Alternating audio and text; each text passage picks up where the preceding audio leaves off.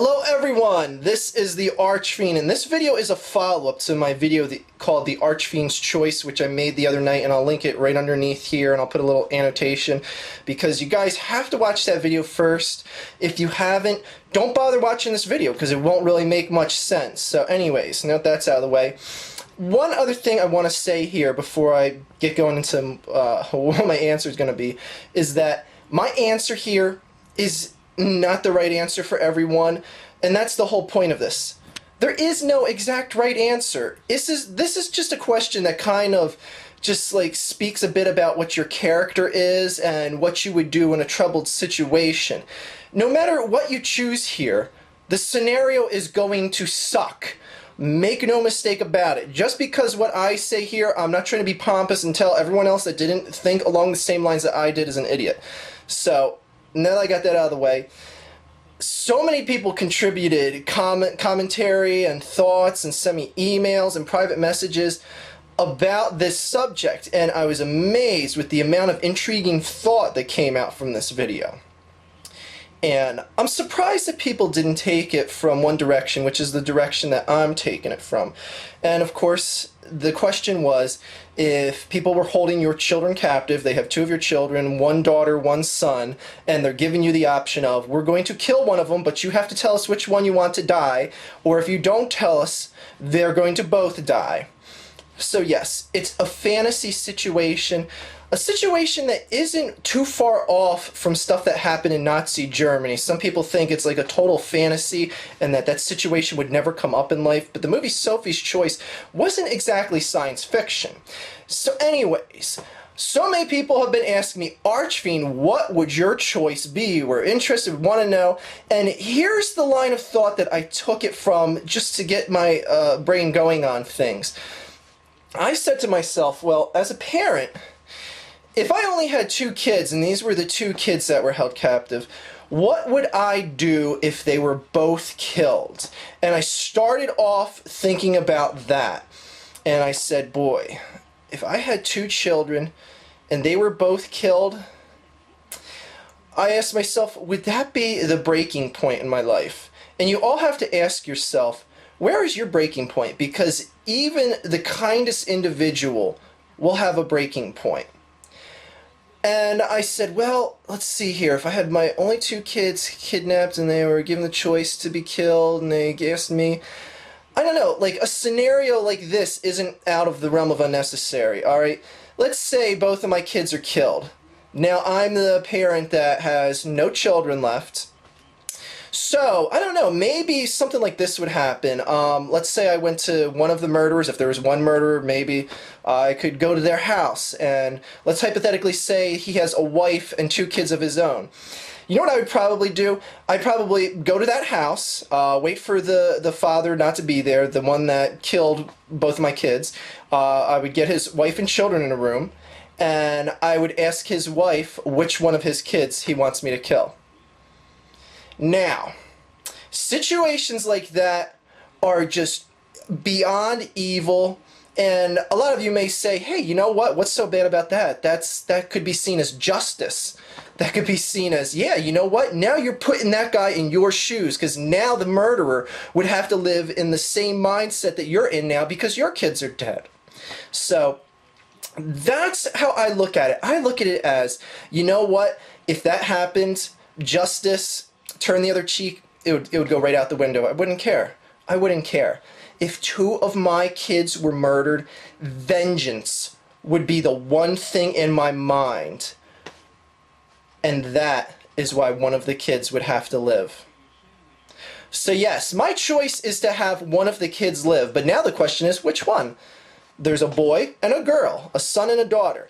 And I brought up the point of what would it matter if there was the age, because I have an answer for that as well. Alright, my answer is this. The age is totally irrelevant. No matter what the age is, I would still have the same choice between the boy and the girl, and I'll get to that in a little bit. Alright, now the girl, I understand what a lot of people are saying, that the girl, there's a good chance that she'd be like depressed the rest of her life, and she'll probably end up committing suicide, having gone through just such a horrific act.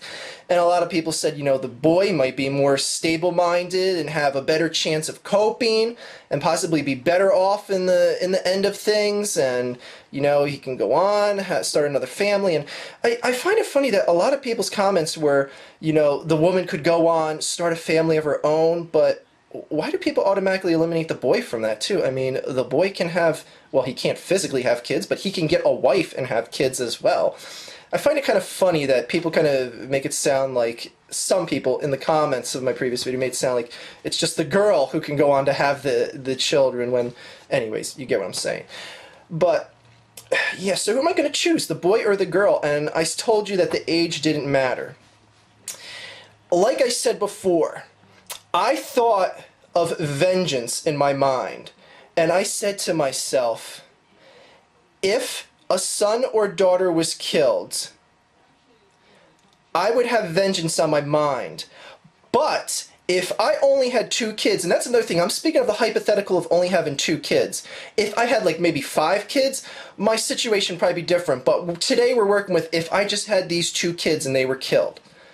But if I had 1 kid remaining, I could tell you right now, my sole goal in life would not be vengeance. Sure, I would hope that justice served its due course and it found out the murderer and tried him and all that other good shit. But if one of the kids remained alive, my goal in life would be set out just to try my ass off to make sure that that kid went on through life and just made it through this rough time. Because I'm not going to go out and seek vengeance and leave my other child as a fatherless child. And if I had more kids, I wouldn't leave them fatherless children. So yes, I ask you people that all chose to have your 2 kids killed, which a lot of you did, what would you do as the parent at that point? A lot of people said they probably would kill themselves. But I tell you what, there'd be one thing I'd be doing before I killed myself, and that would be seek retribution. But that's just me. Maybe I'm more vengeful of a person than the next man. Maybe I wouldn't do anything. Maybe I'm just talking of hypotheticals right here that would never happen in the given circumstance. Who knows? Anyways, what child would I let live? And like I said before, vengeance and people getting killed after the initial act of murder is what is on my mind. Therefore, the answer is simple. The girl will live. And there's not even going to be a choice whether the boy is 1 day old or whether he is 50 years old. I look at myself and I look at history, and yes, this is the one part of it that I'm really going to play the odds with. If you look through history and you find out the most heinous acts of vengeance, and don't get me wrong, girls can carry their fair share, and there is the whole phrase of, hell hath no fury like a woman scorned. That phrase is usually linked up to women that seek retribution against the immediate people that did acts of harm against them. When you have the breaking point of a man, it doesn't matter who you are, and it doesn't matter what collateral damage has to get accomplished in the way. I'm sorry, but when men reach a breaking point, you do not want to be there when it happens, because caring about other people's feelings and other people that happen to be near the situation at the time, like I said, collateral damage. And if it gets the initial person that committed the act of harm, then hey, it's all part of the job. So yes, I see the woman as seeking vengeance against the person that caused harm. I see the men having the breaking point of the people that will kill anyone in the way. And that is why the son has to die. I cannot take the chance of the son becoming one vengeful son of a bitch. And you may ask yourself, well, if he's 1 year old, he wouldn't remember shit. If I was 1 year old and I found out about this situation that my sister was killed in, I'd be seeking retribution. It doesn't matter if I have a physical memory from seeing it or not. It doesn't change the fact that my heart would be broken over that situation. So that's why I asked that question, if age would be a situation, because for me it wouldn't. It wouldn't. If I found out my parents were given a choice and then my sister was murdered under these circumstances, boy, that's going to weigh heavy on my mind. And a lot of you may be saying, well, you don't have to tell him. But what if he does find out? What if the son does find out? Don't you think that he'd be even more pissed? I'd be like, why would you guys never tell me I had a sister? I'd probably end up hating my parents for this. And then I would be going after the murderer.